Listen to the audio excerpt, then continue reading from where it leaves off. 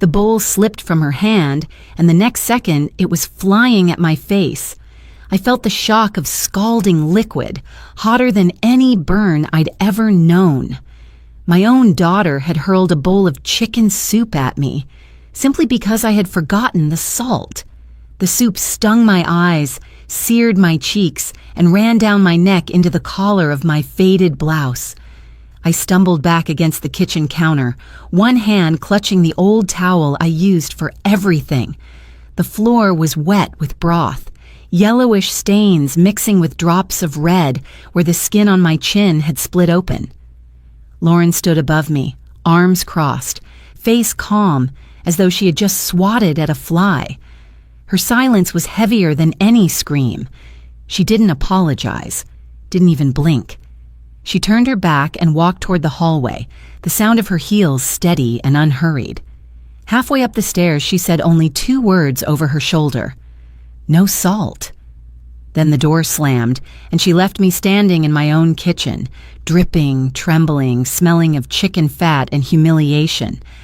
I pressed the towel to my cheek, trying to stop the sting. The terry cloth was old, rough, and smelled faintly of bleach, but it was all I had. The mirror above the sink showed a woman I could barely recognize. My face was red and blotched, my gray hair damp and sticking to my forehead.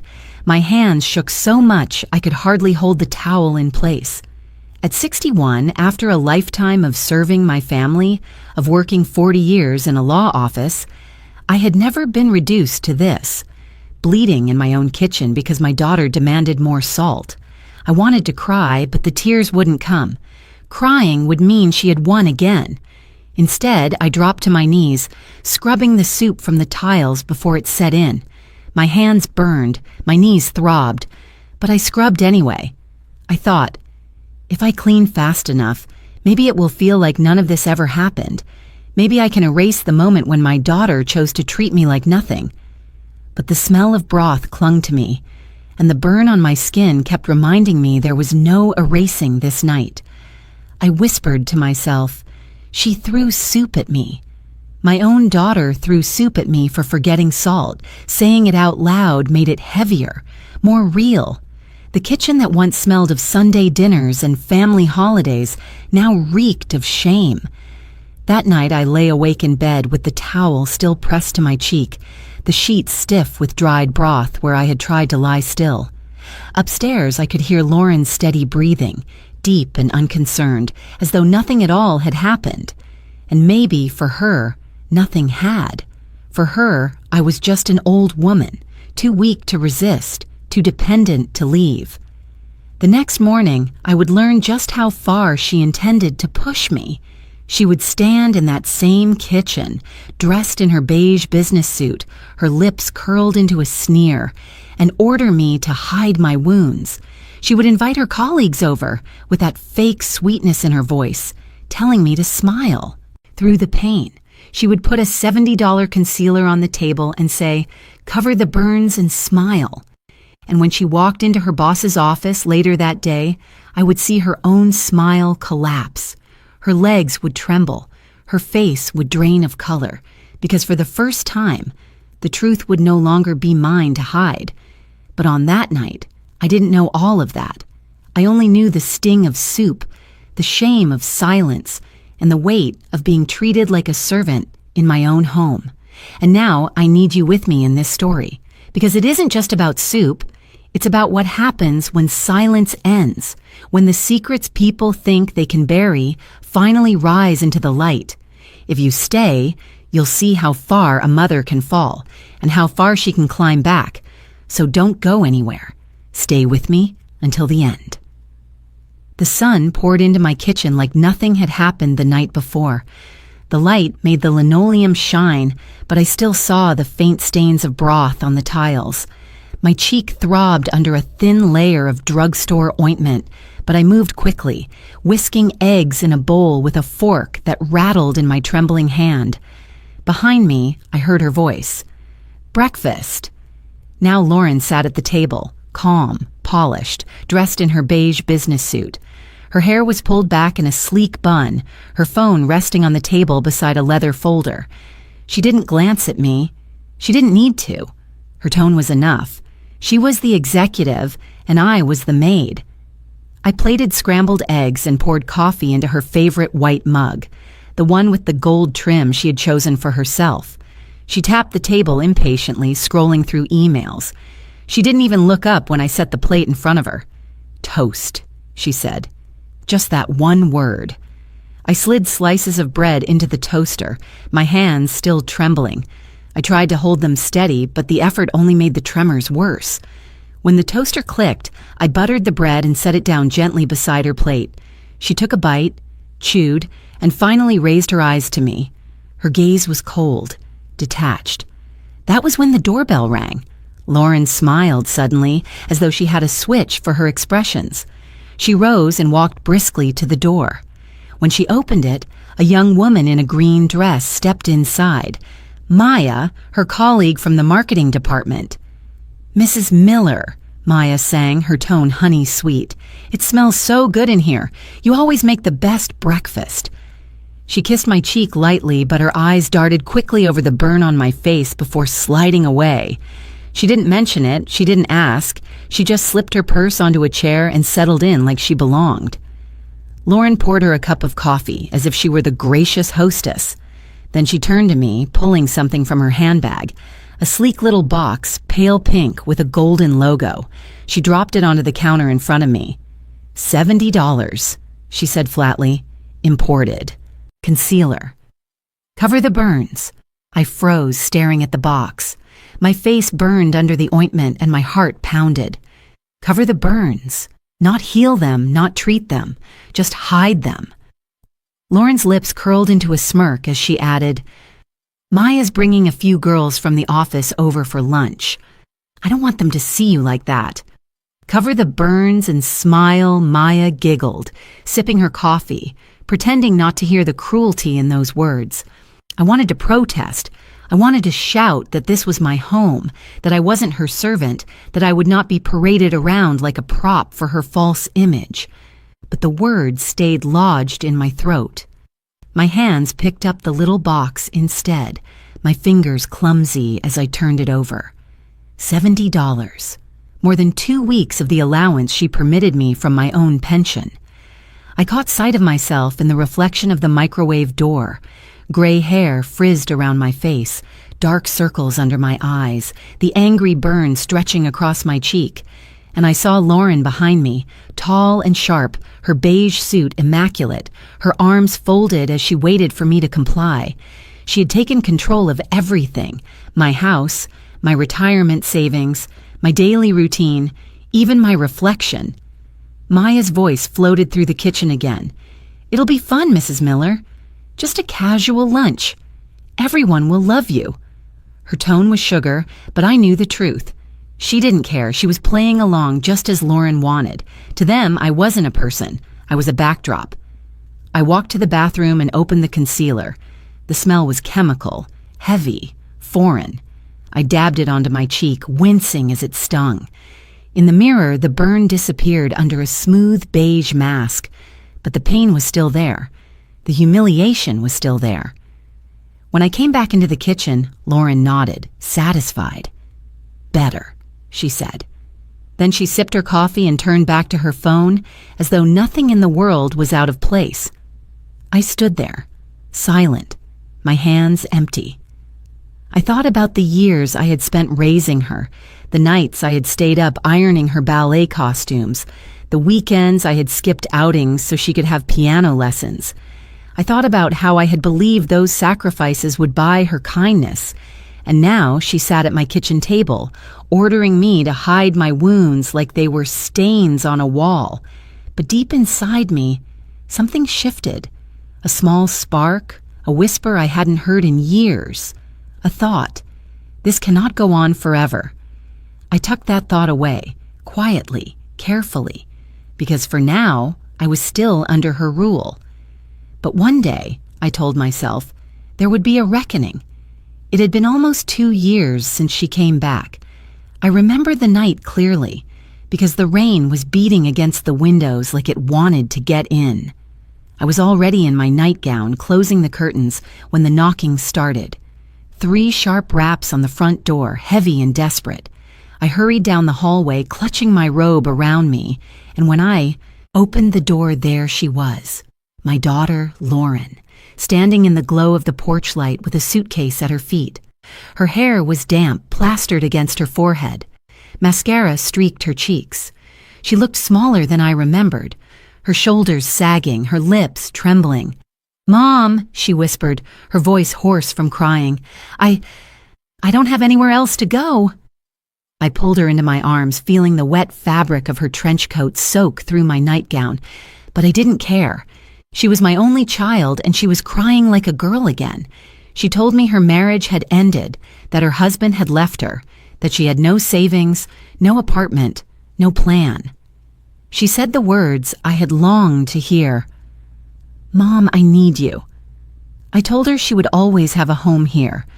I dragged her suitcase inside and warmed up leftovers from the fridge.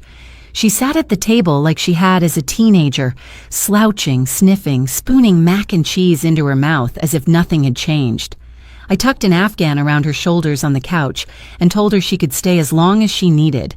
And when she fell asleep, I tiptoed upstairs, smiling to myself. Maybe this was our second chance. The first weeks felt almost like a blessing. She went shopping with me on Saturdays, pushing the cart, teasing me for choosing store brands. She carried laundry baskets up from the basement, reaching for the heavy loads I used to dread. On Sunday mornings, she brewed coffee before I even got out of bed, the aroma drifting through the house the way it used to when her father still lived with us. One night, we even watched a movie together. She curled up in the armchair with her blanket while I sat on the sofa. We laughed at the same jokes. She leaned her head back and said, "This feels nice, Mom." And my heart swelled because for a moment, she wasn't the hardened woman the world had shaped. She was my little girl again. Neighbors noticed too. Mrs. Caldwell stopped by with muffins and said, "It's good to see you two together again." I smiled, embarrassed by how proud I felt. Emily, my sister, called and I told her, "Lauren's back home for a while." "It's good, really good," Emily just hummed skeptically, but I ignored it. I wanted to believe in the miracle. For a while, I let myself think everything could be mended. I set the table with 2 placemats instead of 1. I bought her favorite cereal. I let her fill the fridge with little luxuries I never used to buy: sparkling water, imported cheese, fancy yogurt in glass jars. I told myself she deserved comfort after what she had been through. I even pulled my savings to help her restart. She said she needed a new phone for work, and I handed her my card without hesitation. She said she couldn't show up to interviews in old clothes, so I drove her to the mall and watched her step out of fitting rooms in sleek skirts and pressed blouses, spinning in the mirror.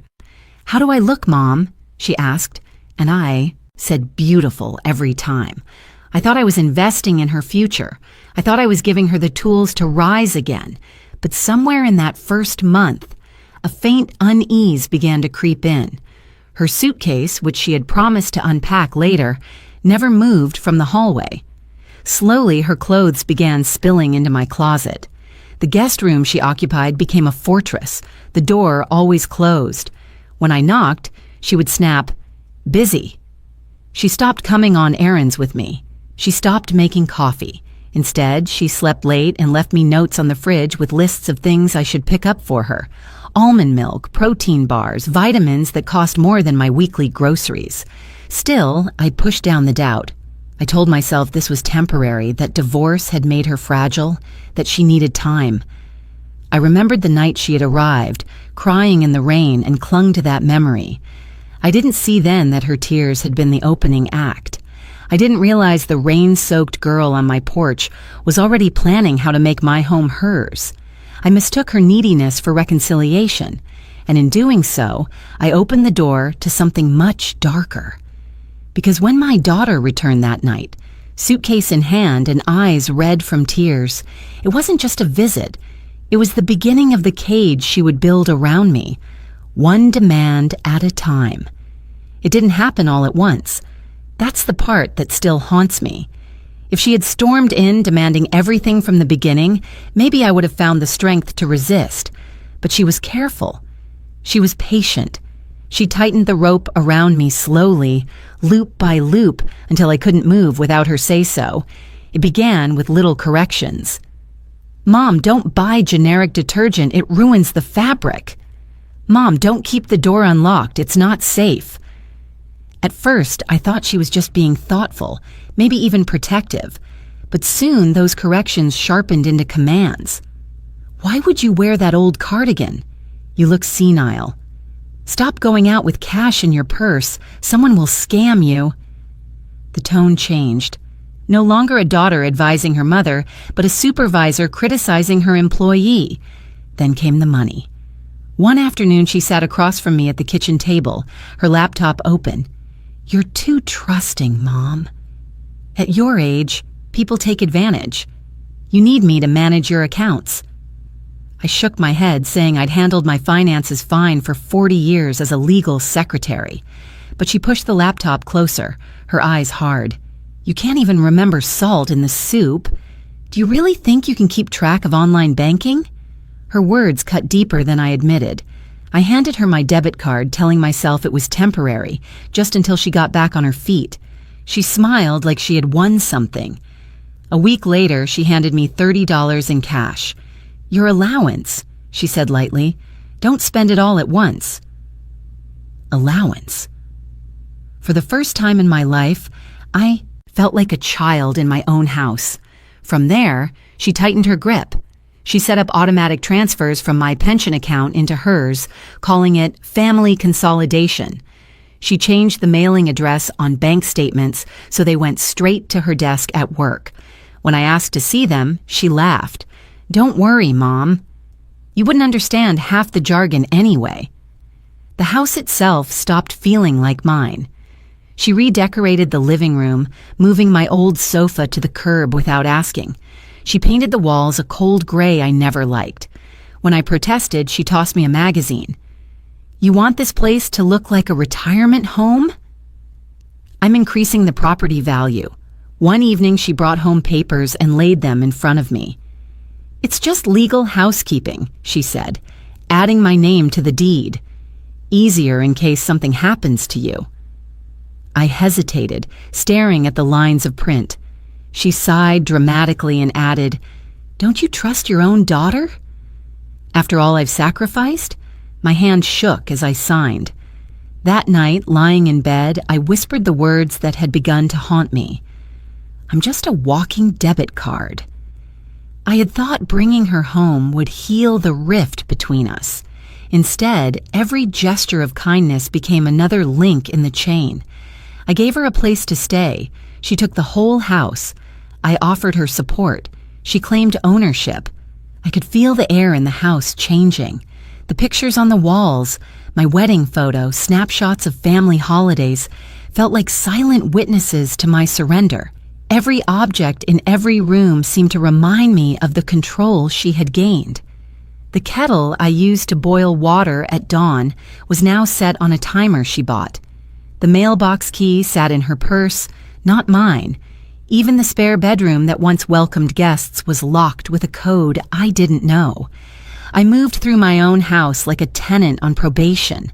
Sometimes at night I caught her looking at me with a strange mix of triumph and disdain, like she had finally bent me into the shape she wanted. She never said it out loud, but I could hear it in the silence between us. This house, this pension, this life, it's mine now. And I realized too late that the rain-soaked girl who had begged for shelter was gone. What remained was a woman who knew exactly how to tighten the noose, one silent knot at a time. There are nights when I lie awake staring at the ceiling and all I can think is this. I did this to myself. Every bruise, every humiliation, every dollar that vanished from my account carries my own fingerprints. People might say Lauren manipulated me, that she twisted my love into chains.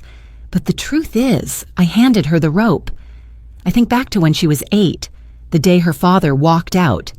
He left with a suitcase and a muttered excuse, and suddenly it was just the two of us. She sat on the couch, clutching her stuffed rabbit, asking me if Daddy would come back. I promised her he would. I lied. And when I realized he wouldn't, I swore to myself that she would never feel abandoned again. I worked 40 years as a legal secretary at Sullivan and Finch. Long hours, endless stacks of depositions, the hum of copy machines. My back ached, my eyes burned, but I kept going because every paycheck meant ballet lessons, piano tutors, field trips, braces. When other parents said no, I always said yes. Yes to summer camp. Yes to private school uniforms. Yes to college applications out of state. I believed that sacrifice was the purest form of love. If I carried the weight, she would be free to soar. But maybe I should have said no more often.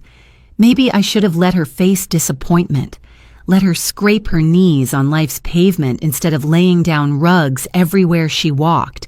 Instead, I smoothed every path. I bailed her out when she overdrew her first checking account. I paid for the credit card she maxed in college. I covered rent when she lost her first job. Each time I told myself, she's young, she'll learn. But she didn't. Why would she, when she always had me? The memory that stings most is the piano recital. She was 12. She hadn't practiced, but I paid extra for the dress she wanted, the one with the satin sash. She stumbled through the performance, her fingers clumsy on the keys. Afterward, she threw her sheet music on the floor and shouted, "You embarrassed me!" And still, I hugged her and whispered, "You were wonderful." I swallowed the truth because I was terrified she would stop loving me. Even now, at 61, I catch myself doing the same thing. I hide the bruises with makeup, I scrub soup stains off the floor, I sign over deeds, all because I think if I just endure a little longer, she'll love me again. But love doesn't look like this. Love doesn't demand silence. Lying in bed last night, I realized the cruelest truth. I didn't just spoil her. I trained her. I trained her to see me as a resource, not a mother.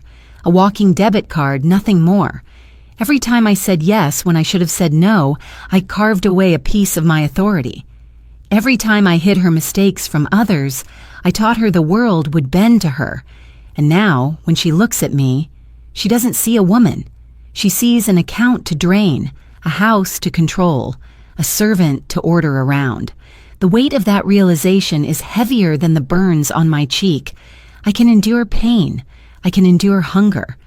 But the thought that I raised my own jailer, that is the wound that never closes. Sometimes I replay our lives in my head, trying to spot the moment where I went wrong. Was it when I worked late and missed her first school play? Was it when I saved up for her ballet lessons instead of fixing the leaking roof?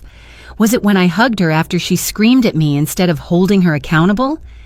If I could go back, would I have the courage to let her fail? But the past is carved in stone, and regret does not change the present. What I have now is a daughter who orders me to cover burns with expensive makeup while she smiles for her colleagues. A daughter who signs herself onto my house and calls it hers. A daughter who believes she owns me. And yet, even in this pit of guilt, a voice inside me whispers, "You are not powerless. You are not finished. You can choose differently now." I don't know yet what that choice will look like. I only know that if I keep blaming myself without acting, the blame will become my coffin. I have to find the courage to use these years of regret not as chains but as fuel. Because if I don't, she will keep tightening the noose until there is nothing left of me. Every wall in this house once carried laughter. I can still hear echoes of birthday songs in the dining room, the sound of little feet pounding up the stairs, the clatter of dishes during Thanksgiving when relatives crowded in. This house was supposed to be my sanctuary, the reward for decades of working late nights and skipping vacations. I bought it brick by brick, check by check, with the dream that one day it would be filled with warmth even after I was gone. Now it feels like a prison. The living room, once painted a soft cream, is now covered in gray she insisted on. Cold, impersonal, the color of storm clouds that never pass. My old sofa, worn but comfortable, was dragged to the curb without a word. She replaced it with a stiff leather sectional that squeaks when I sit down, as though warning me not to stay too long. The kitchen, where I once taught her to stir cookie batter, has become a command center. She sits at the table in her business suit, giving me orders as though she were running a board meeting. The kettle I used to use freely is now set on a timer she controls. Even the grocery lists are dictated. Almond milk, imported olives, protein shakes I can't even pronounce. My own preferences, oatmeal, black tea, canned soup, disappear from the pantry like contraband. The hallway carries new locks, coded pads I never asked for. She installed them after claiming break-ins were common in our neighborhood. But the only one those locks keep out is me. Rooms I used to clean with pride are now forbidden. The guest room, once full of quilts and spare linens, is locked. She calls it her office, but I have never been allowed inside. At night, the silence presses down hardest. I move through the house barefoot, careful not to make the floors creak, because any sound risks her sharp voice from upstairs. Keep it down, Mom. Some of us have real jobs.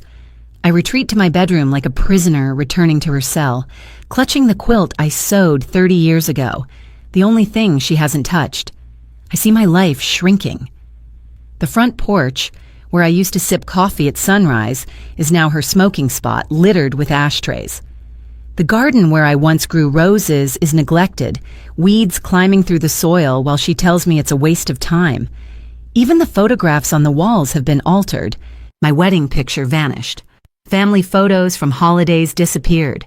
In their place are framed certificates of her achievements, her degree, her promotions, her awards. My history erased, replaced by her resume. Neighbors notice. Mrs. Caldwell asked me once why the curtains are always closed now. She used to see me watering flowers or sitting on the porch with a book. Now she only catches glimpses of me taking out the trash, my eyes downcast. I mumble excuses, but she doesn't believe them. I can see pity in her eyes. I used to think home was a fortress against the world. Now I know it can become the tightest cage. The very walls I paid for echo back my daughter's orders. The furniture I once arranged now enforces her control. I walk the halls and feel the weight of invisible chains. And what hurts most is not the control itself, it's the loss of safety. This house was supposed to be the place where I could rest, where I could finally breathe after years of labor. Instead, it has turned against me. The walls whisper that I am not free. The windows show me a world outside, but they might as well be bars. I tuck myself into bed each night telling myself I still own this house, that my name is still etched in the records at City Hall. But deep down, I know ownership means nothing when someone else holds the keys. I am a guest in my own home, a prisoner in the place I thought would cradle me until the end of my days. And in that realization, a quiet grief grows. Because losing your house to the bank is one thing, losing it to your own child is something else entirely. The call came on a Wednesday morning, just as I was folding laundry in the living room. The phone buzzed against the coffee table, and for a moment I considered ignoring it. Most calls were junk these days, or telemarketers offering extended warranties for cars I didn't own anymore. But the number on the screen wasn't one I recognized, and something about the area code tugged at me. Columbus Business District. I answered softly, "Hello?"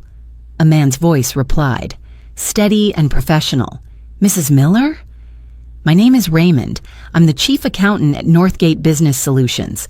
I need a few minutes of your time." The mention of Northgate froze me. That was Lauren's company.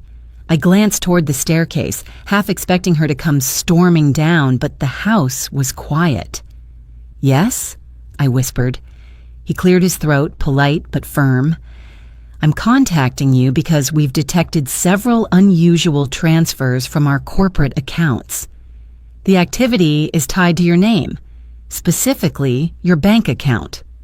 My knees nearly gave out. I sank into the armchair, clutching the phone tighter.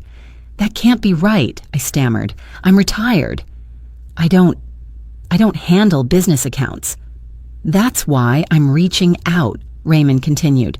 "The transfers are significant." Multiple transactions in the tens of thousands. The most recent, $60,000, was flagged for review. I pressed my palm to my forehead, trying to make sense of his words. No, there must be a mistake. I don't even have access to anything like that, Mrs. Miller, he said gently. The deposits are showing as received into your personal savings account. My breath caught. I wanted to deny it, but the truth prickled at the back of my mind. Lauren had insisted on handling all my banking, my pension, even the online accounts. She had all my logins, my debit card, everything. I forced the words out. My daughter. She manages my finances. She works for Northgate. There was a pause on the other end. Then Raymond's voice dropped lower. That explains a lot. He chose his next words carefully, as though measuring them on a scale. Mrs. Miller, I need you to come into the office. Quietly. We'll review this together. I don't want to speculate over the phone, but you need to see these records with your own eyes. My heart raced. Images flashed in my mind. Lauren smirking across the kitchen table. Lauren telling me I couldn't be trusted with money. Lauren sliding papers in front of me to sign. Suddenly, the pieces clicked together, forming a picture I had refused to see. I swallowed hard. When? Tomorrow, if possible. I'll set a private appointment. You won't have to go through the front desk. Discretion is important. The word discretion struck me. He wasn't just asking. He was warning. I thanked him in a shaky voice and hung up. The silence in the living room was suffocating. The laundry lay forgotten in my lap as I stared at the blank television screen across from me. My reflection wavered on the glass, pale and frightened. Upstairs, I heard Lauren's footsteps. She was awake now, moving confidently through the house, humming to herself. The sound made my skin crawl. She had no idea what call I had just received, or maybe she would sense it in my face. I forced myself to stand, gathering the laundry, folding with stiff, mechanical movements. When she walked into the room a few minutes later, dressed sharply in another tailored suit, she gave me a cursory glance. Coffee. I carried the mug to her, careful not to spill. My hands trembled, not from age, but from the storm gathering inside me. I wanted to scream the truth I had just heard. I wanted to throw the words in her face. I know what you're doing. I know what you've done. But fear welded my lips shut. She took the cup, sipped, and smiled faintly. Perfect. Don't forget lunch later.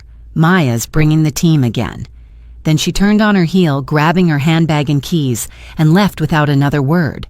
The door closed. The house fell silent. And I stood there, clutching the edge of the table, realizing my world had shifted in one phone call. This wasn't just about soup or insults or control anymore. It wasn't just about bruises or humiliations whispered behind closed doors. It had spilled into the outside world, into her workplace, into a corporation with accountants and records and investigators.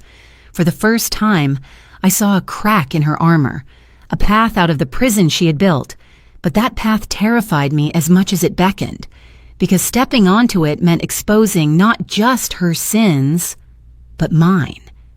If money had been funneled through my accounts, if papers carried my signature, I was no longer just the victim. I was a piece of the crime. I pressed my forehead against the cool wood of the table and whispered, God, what do I do? The only answer was the faint hum of the refrigerator, steady and indifferent, as if reminding me the world didn't stop for my fear. But inside, I knew one thing with certainty. Tomorrow, I would walk into Northgate's tower, and nothing, absolutely nothing, would ever be the same again. The next day arrived with a weight I could feel in my bones. I had agreed to meet Raymond, but before that could happen, Lauren had other plans. She swept into the kitchen early, her heels clicking on the tile like a metronome of control.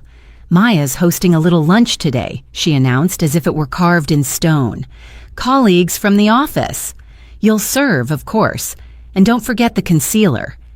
She placed the pink box back on the counter with a sharp tap. I stared at it. the expensive little lie in powdered form. My cheek still burned from the soup incident, the skin raw and tender beneath the beige mask.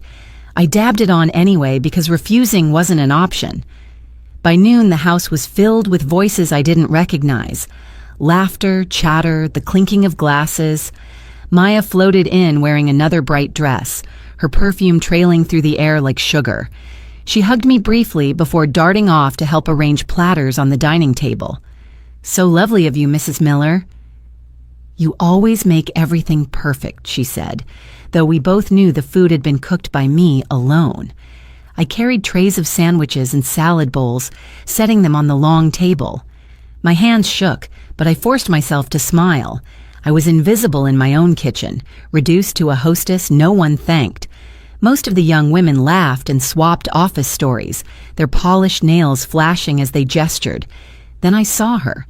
At the far end of the table, setting down her bag and smoothing her blazer, was my sister, Emily.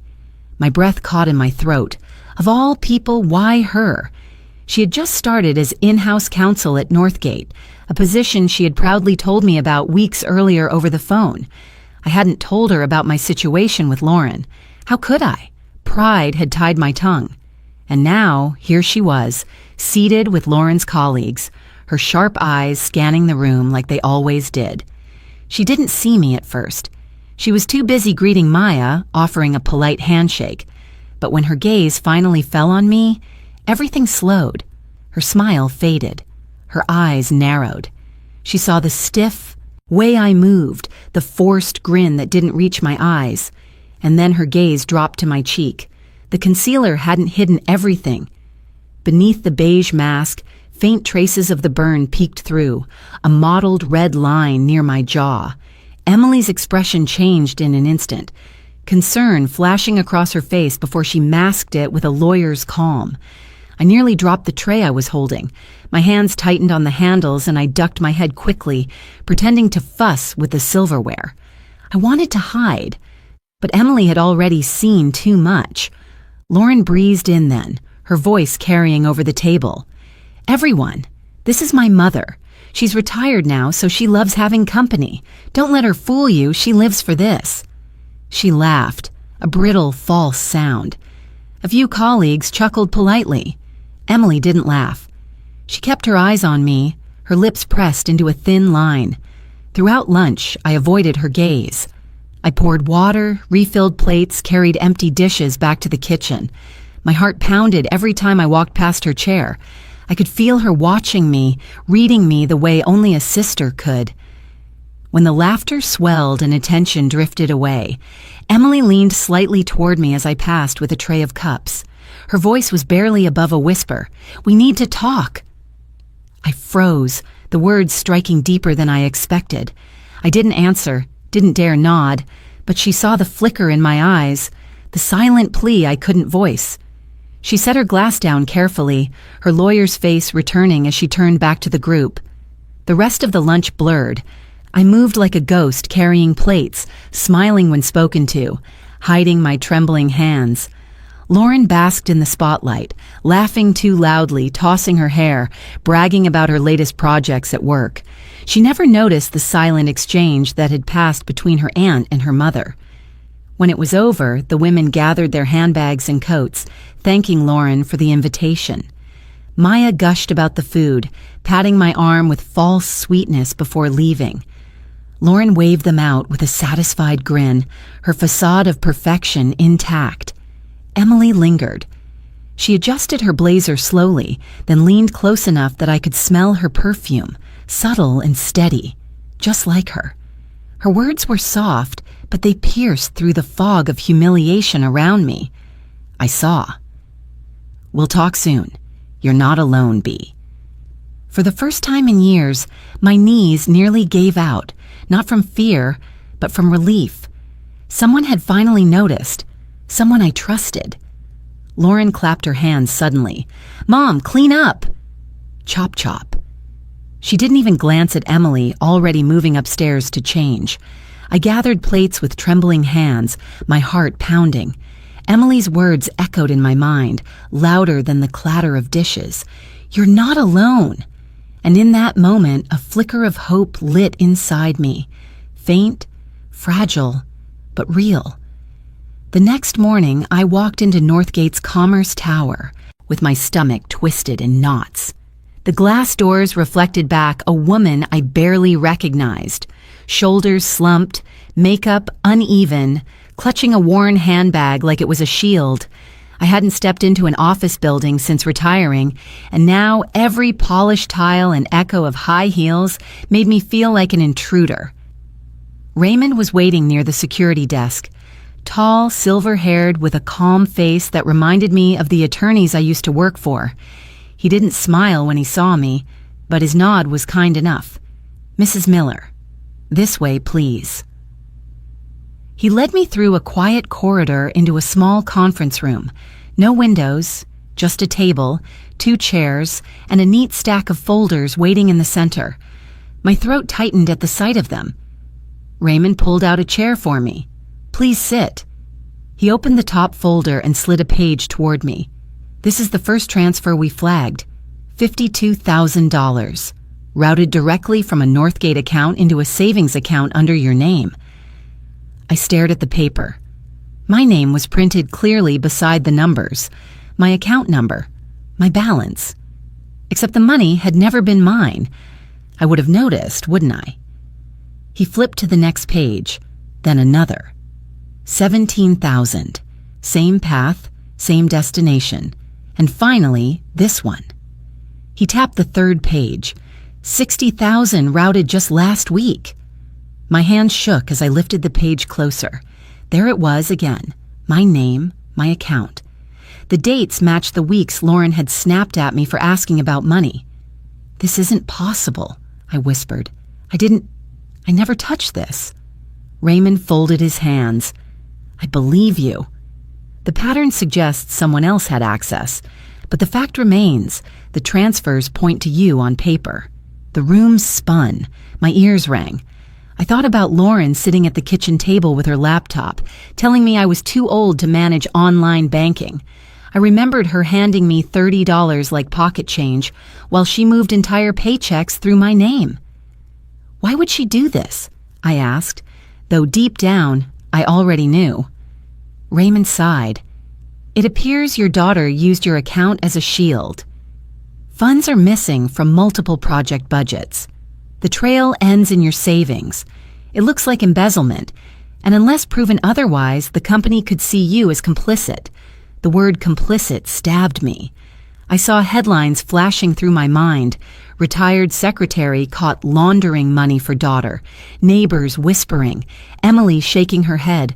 Caldwell avoiding my eyes. Raymond's voice softened.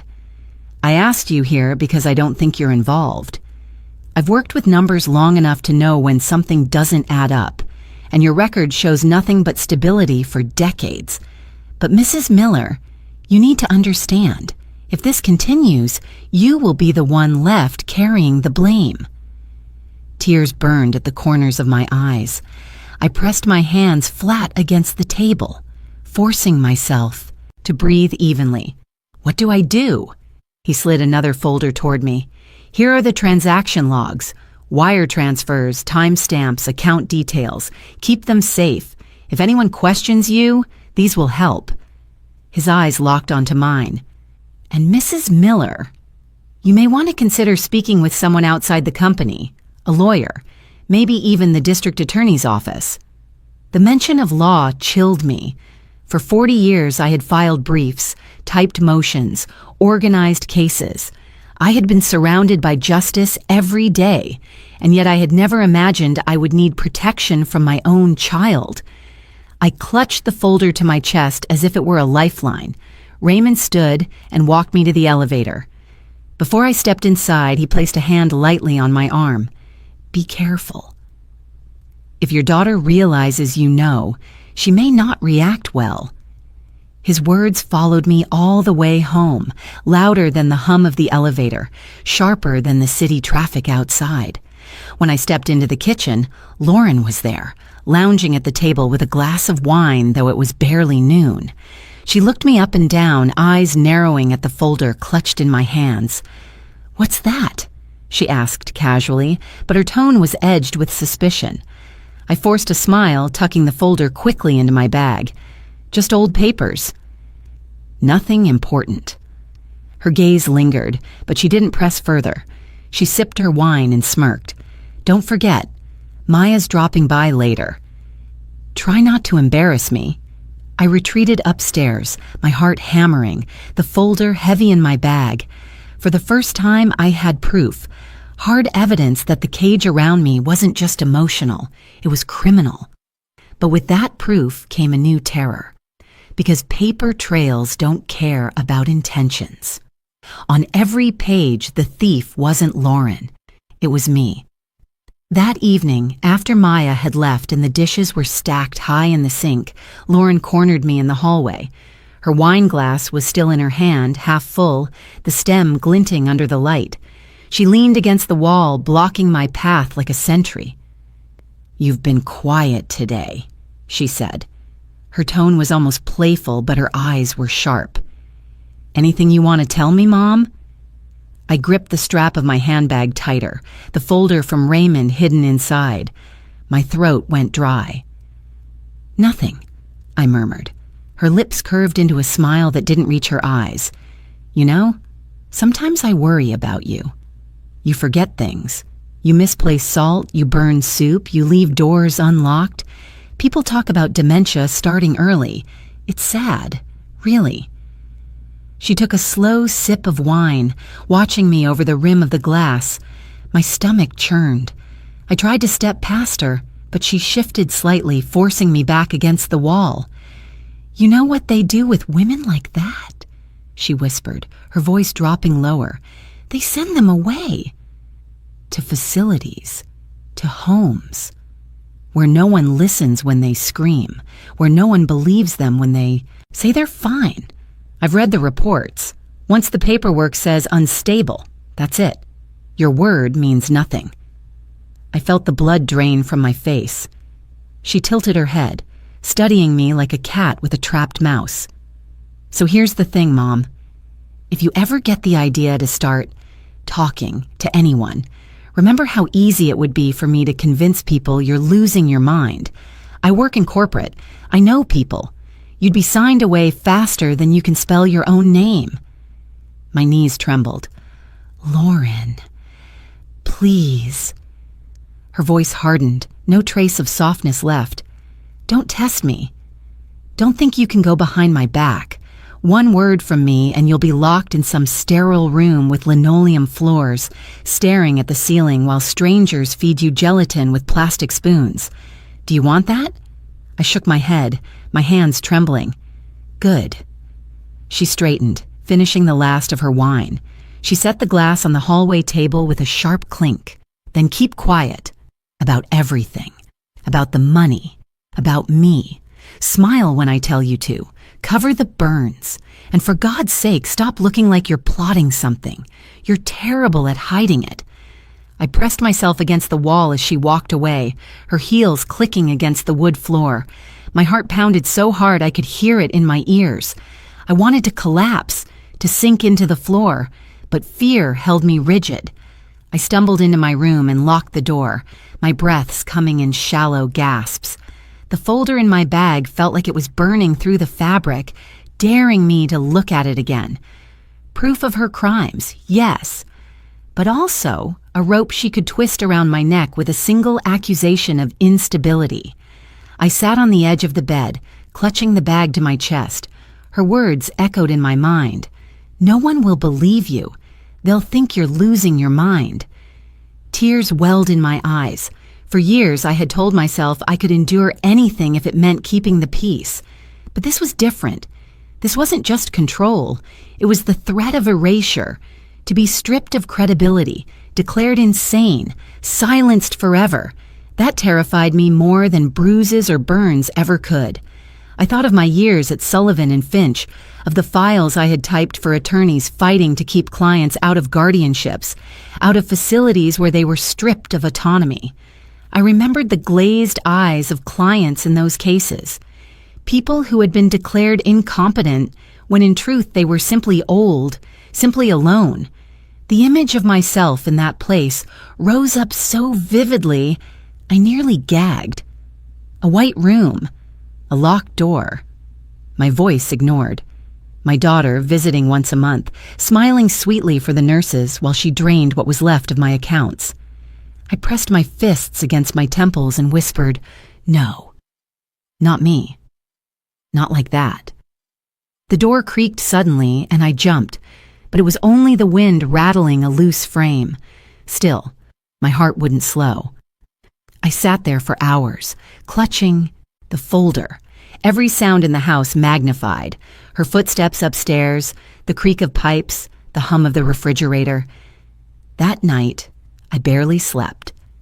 When I did drift off, I dreamed of padded walls and nameless orderlies dragging me down a hallway, while Lauren signed papers with a smile. When I woke, the decision was carved into me like stone. I could not stay silent anymore. Fear of an asylum was nothing compared to the hell of losing myself completely.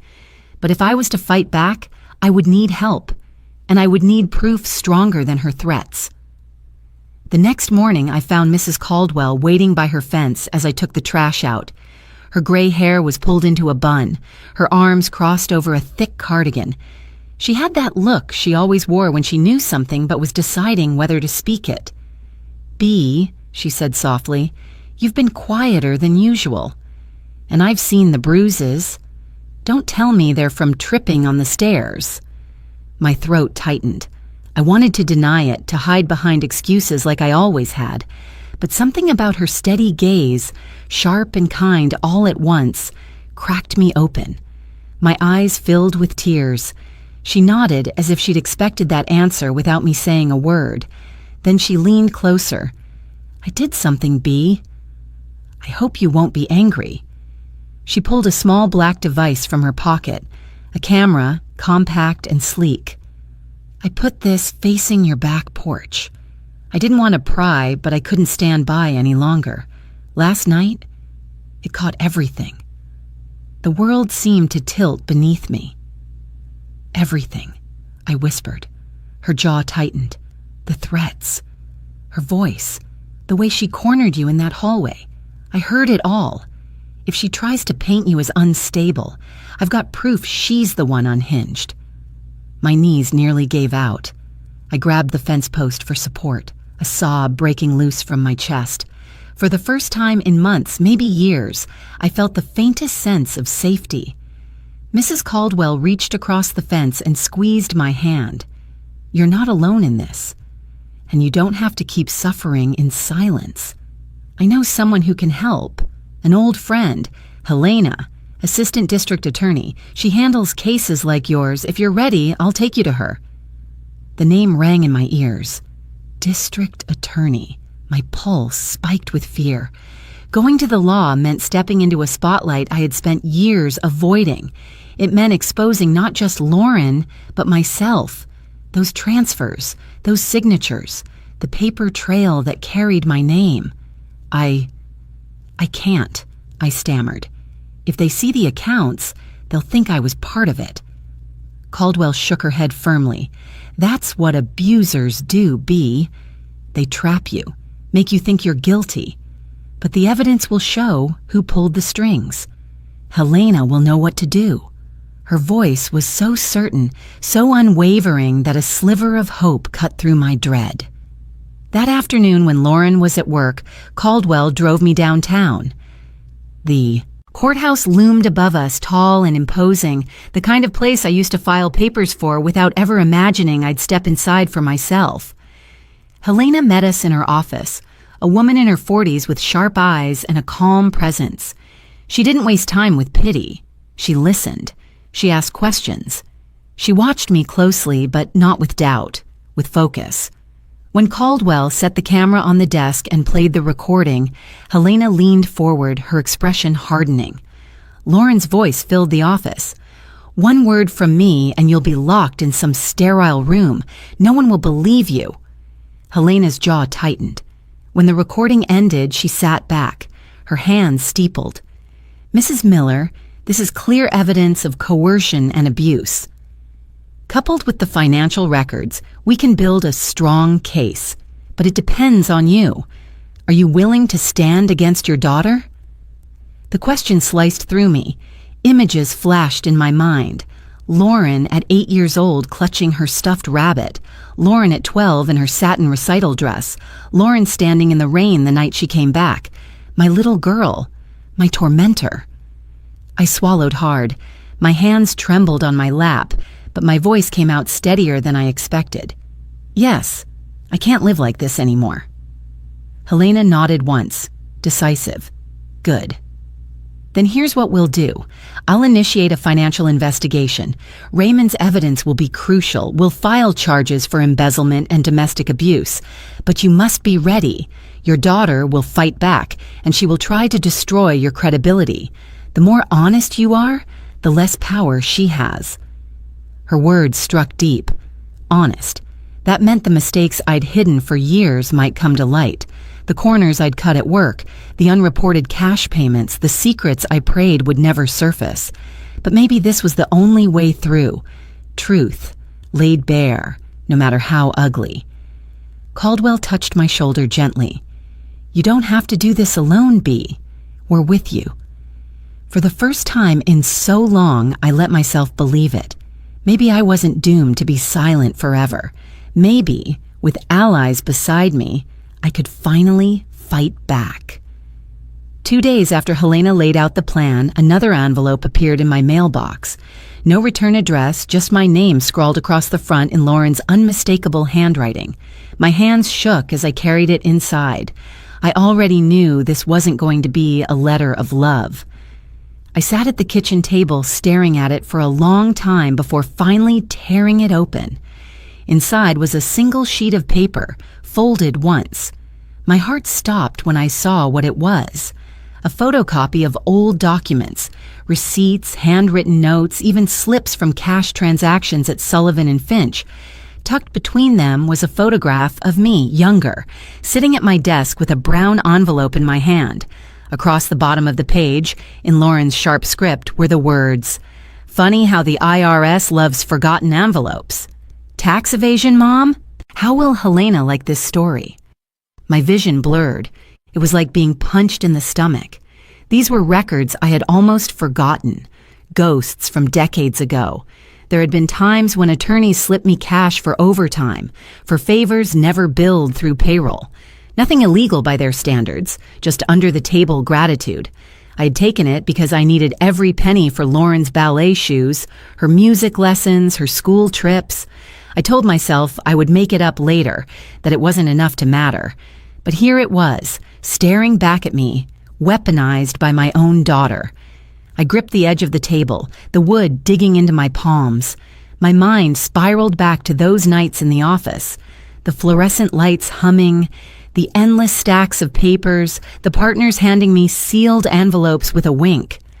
I remembered sliding them into my purse, my heart racing, telling myself it was survival, not theft, and then rushing home to place the money into piano lesson envelopes, watching Lauren smile as if the world owed her luxury.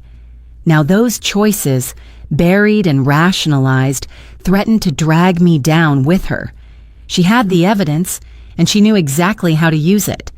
If this went public, if the IRS came knocking, I wouldn't just be a victim of her embezzlement, I'd be branded a criminal too. I folded the paper with shaking hands, stuffing it back into the envelope. My chest heaved with panic. I wanted to run to Caldwell, to Helena, to anyone who might tell me it wasn't as bad as it looked. But my own guilt silenced me. They would see the truth. I had cut corners. I had sinned in small ways, and Lauren had kept the receipts. The kitchen walls seemed to close in. The gray paint she had chosen pressed down on me like smoke. My head throbbed with memories I couldn't outrun. Lauren at 12 stomping her foot, demanding a new dress I couldn't afford. Me slipping extra bills from an envelope marked trial prep to make it happen. Her teenage years when she rolled her eyes at the word budget. And I pulled from the cash stash in my dresser to keep her happy. Every choice was flashing back now, a ledger of mistakes I thought were buried. I stumbled into my bedroom and pulled the curtains shut. The envelope sat on the dresser like a coiled snake.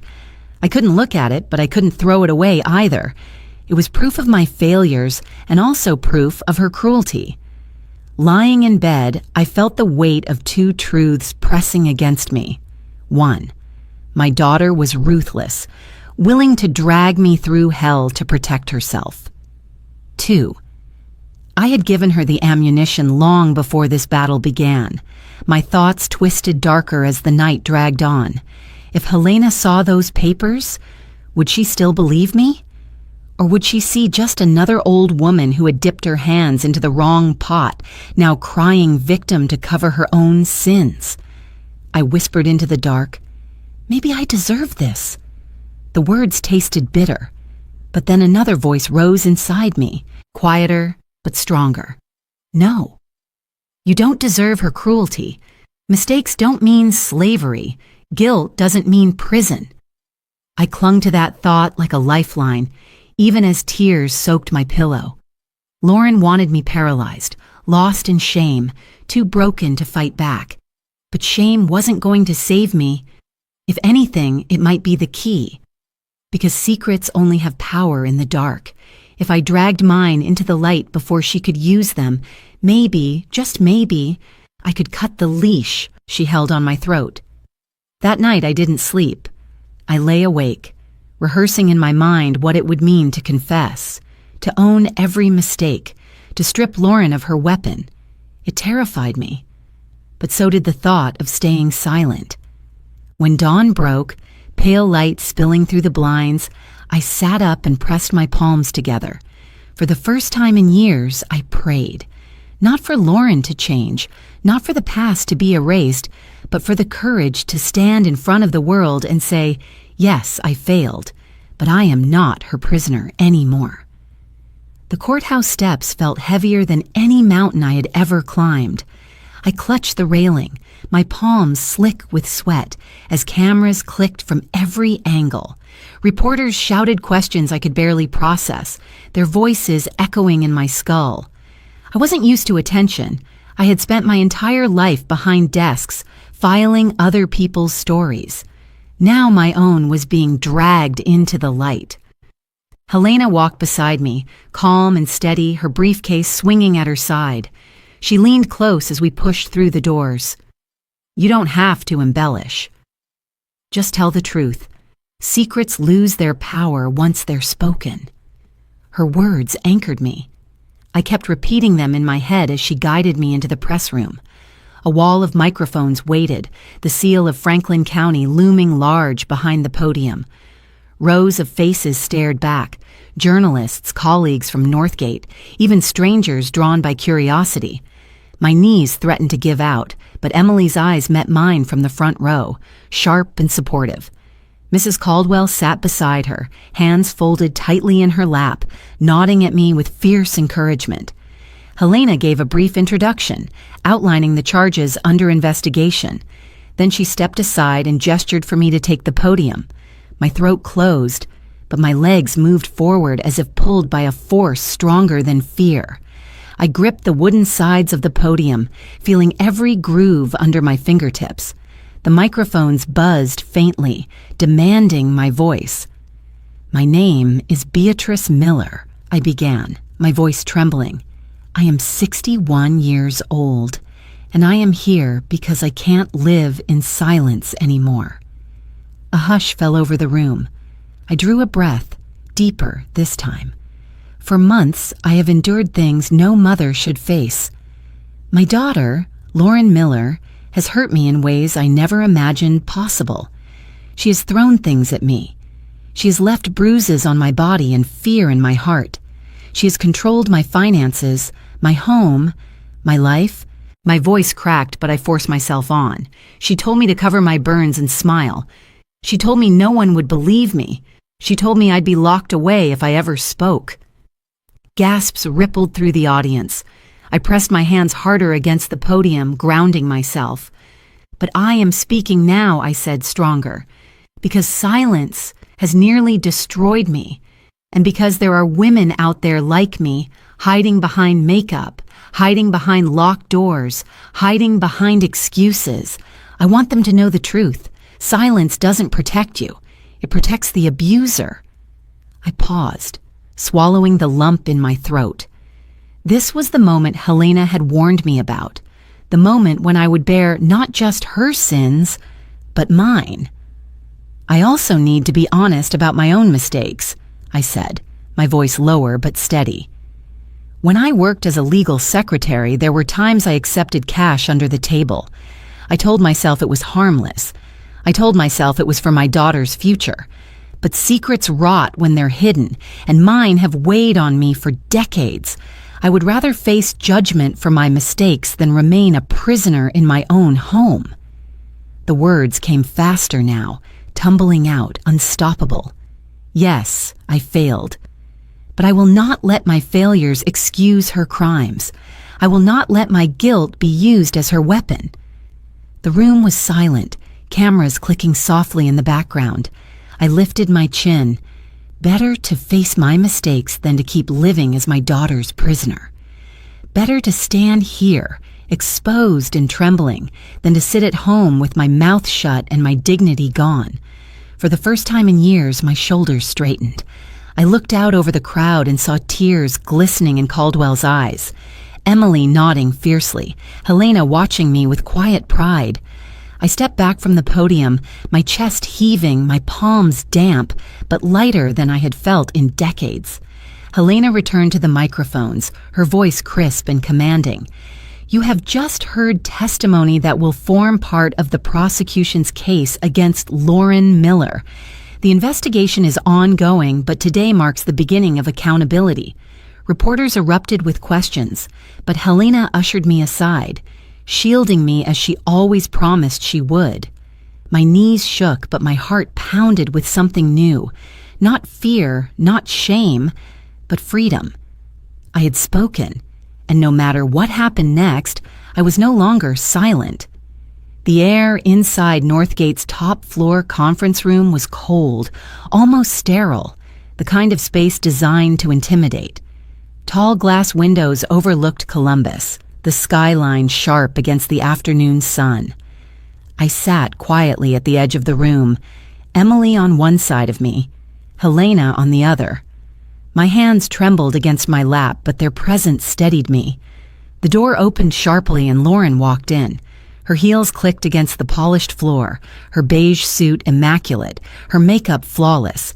She wore a smile I knew too well, polished, professional, utterly false. She glanced at me only once, her lips curving into a smirk, before turning her attention to the head of the table.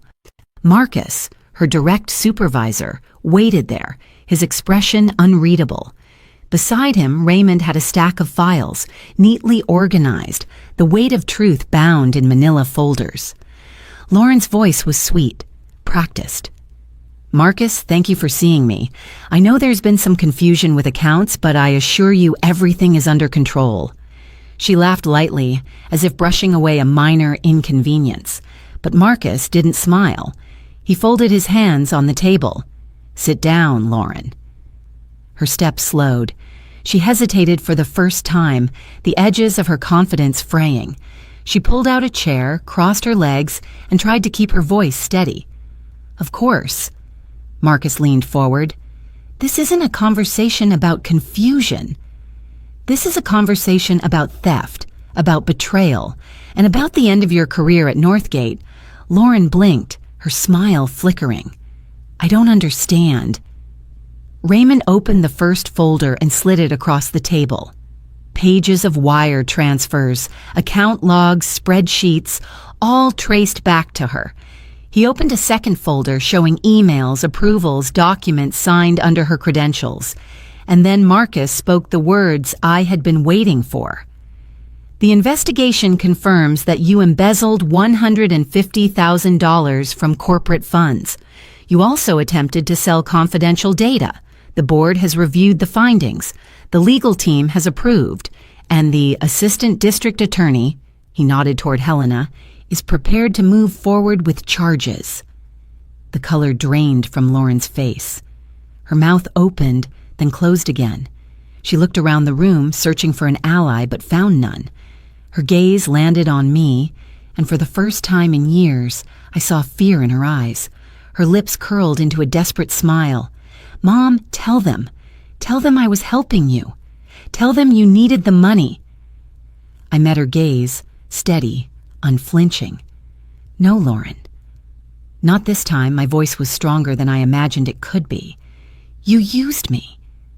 You hurt me, and you will answer for it." She shook her head violently, her composure unraveling. "You can't do this to me. I'm your daughter." Helena's voice cut through the room like steel. "And you're an adult responsible for your crimes." "Blood doesn't excuse fraud or abuse." Marcus stood, his tone final. "Lauren Miller, your employment with Northgate is terminated effective immediately. Security will escort you out after this meeting. You'll also be hearing from the authorities very soon." Lauren's chair scraped harshly against the floor as she tried to rise, but her legs betrayed her. She stumbled, her knees buckling. The smirk she had worn into the room collapsed completely. Her face went pale, her lips trembling, the flawless mask gone. I watched her unravel, not with triumph, but with release. Chains she had wrapped around me were breaking one by one in front of witnesses who finally saw her as she truly was. Marcus turned to me then, his voice gentler. "Mrs. Miller, on behalf of this company, I want to offer our apology. You were wronged in ways no one should endure. The board has approved a restitution payment of $50,000. And," he glanced at Emily, then back to me, "if you're willing, we'd like to bring you on as a part-time advisor. $4,200 a month. Your experience, your insight, it deserves respect." Tears blurred my vision. For so long, I had been invisible, treated as nothing more than an inconvenience in my own home. And now, in this room, I was being seen again, not as a burden, but as a woman with worth. Emily squeezed my hand under the table. Caldwell, sitting in the back row, nodded with quiet pride. Helena gave me the smallest smile, her eyes shining with approval. And Lauren. She crumpled in her chair, her face buried in her hands, her empire of control reduced to rubble in a single afternoon. I drew a slow, steady breath. For the first time in years, I wasn't trembling. I was free. That night, the house was quiet in a way I hadn't felt for years. No footsteps pounding above me, no orders shouted from the kitchen, no doors slamming to remind me of my place. Just silence, soft and steady, filling every corner like a balm. Emily stayed after the meeting at Northgate, insisting she wouldn't let me go home alone. Caldwell came too, carrying bags of groceries and a bottle of lavender cleaner. Together, we set about reclaiming the house. Emily started in the living room, pulling Lauren's framed certificates off the walls.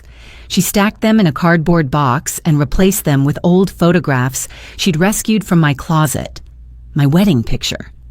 Lauren's kindergarten portrait, back when her smile was real. A faded snapshot of me and Emily in our 20s, arms around each other, laughing in the summer sun. For the first time in years, the walls looked like mine again. Caldwell moved through the kitchen with determined energy, scrubbing every surface until the gray walls smelled faintly of lemon and soap instead of stale wine. She opened windows, letting in the night air. "This house needs to breathe again," she said firmly, and I nodded, tears prickling my eyes. I carried linens into the spare bedroom, folding quilts and smoothing them over the bed. The lock was gone. Emily had ripped it out with a screwdriver, tossing the keypad into the trash. I touched the fresh hole in the wood, a scar that told the truth. No one would bar me from my own rooms again. By the time we finished, the house looked brighter, even in the dim light of table lamps. It was as though the walls themselves had sighed with relief. We sat together in the living room, drinking tea. Emily leaned forward, her elbows on her knees. "She'll try to call you. She might write letters.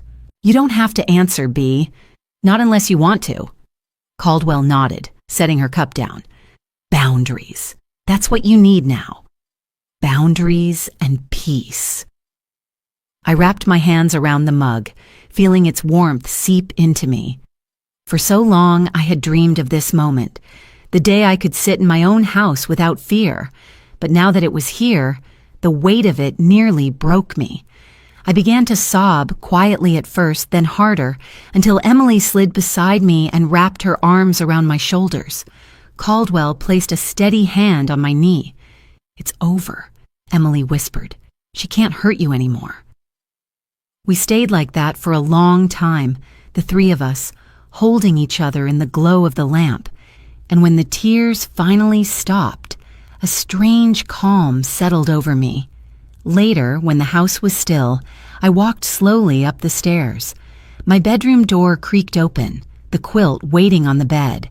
I slipped between the sheets, my body sinking into the familiar mattress. For years, this room had been filled with dread, listening for her footsteps, bracing for her voice.